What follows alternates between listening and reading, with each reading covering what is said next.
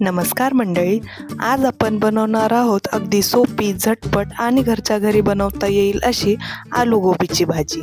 ती बनवायला एकदम सोपी आणि चवीला तर एकदम खमंग अशी लागते। चला तर मग रेसिपीला सुरुवात करूया।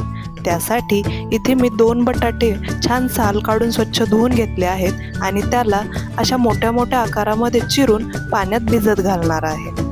आता बटाटे आपण पाण्यात भिजू घातल्यामुळे ते काळपट पडत नाहीत आणि छान फ्रेशही दिसतात। नंतर अशाच मोठ्या मोठ्या आकारामध्ये आपल्याला फुलगोबीही चिरून घ्यायची आहे आणि फुलगोबी नीट व्यवस्थित चेक करून आपल्याला कट करायची आहे, कारण फुलगोबीमध्ये बारीक अळ्याही असू शकतात। त्यामुळे अशा चेक करून व्यवस्थित मोठ्या आकारामध्ये कापून ते आपण वेगळ्या बाउलमध्ये पाण्यामध्ये भिजू घालणार आहोत। चला तर मंडळी, आपले बटाटे आणि गोबी दोन्हीही चिरून झाले आहे। आता आपण फोडणीची तयारी करूया। त्यासाठी इथे मी 1 इंच आलं आणि थोड्याशा हिरव्या मिरच्या छान बारीक अशा कुटून घेणार आहे। आता इथे एक टिप म्हणजे कधीही अद्रक लसूण वाटताना त्यामध्ये थोडंसं मीठ घातलं म्हणजे त्याची एकदम बारीक अशी पेस्ट तयार होते। चला तर मंडळी, आता आपण भाजीला फोडणी टाकून घेऊया। त्यासाठी मी एका कढईमध्ये थोडंसं तेल गरम केलं। तेल छान कडकडीत गरम झालं की त्यात जिऱ्याची फोडणी घालूयात। जिरे छान तडतडले की त्यात आपण चिरलेला बटाटा घालून तो 2 मिनिटं छान स्टीर फ्राय करून घेऊयात। बटाटे 2 मिनिटं परतून झाले की त्याला 5 मिनिटं आपण झाकून वाफेवरती शिजवून घेऊयात। वाफेवरती बटाटे शिजले की नंतर त्यात आपण तयार केलेली अद्रक मिरचीची पेस्ट ॲड करून ती 2 मिनिटं मिक्स करून व्यवस्थित फ्राय करून घेऊया।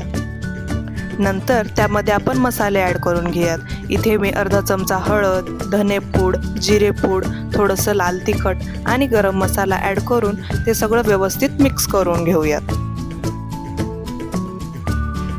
हे सगळं व्यवस्थित मिक्स करून झालं की त्यामध्ये आपण चिरलेली फुलगोबी ॲड करून तीही व्यवस्थित 2 मिनिटं फ्राय करून घेऊया।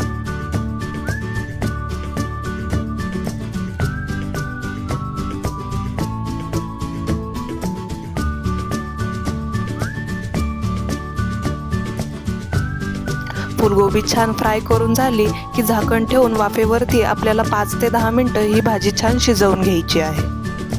अधनं-मधनं झाकण काढून आपल्याला ही भाजी फ्राय करायची आहे, ज्यामुळे बटाटे किंवा फुलगोबी हे चिकटणार नाहीत। नंतर त्यामध्ये मी थोडीशी कसुरी मेथी ॲड केली आहे आणि व्यवस्थित मिक्स करून घेतलं आहे। आता थोडंसं पाणी घालूयात आणि झाकण ठेवून ही भाजी व्यवस्थित शिजवून घेऊयात।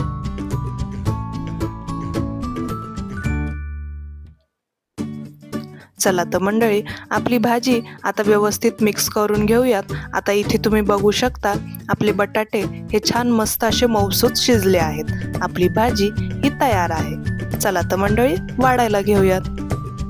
काय मग मंडळी, कशी वाटली रेसिपी? एक कमेंट करायला विसरू नका आणि चॅनलला सबस्क्राईब करायलाही विसरू नका। थँक्यू।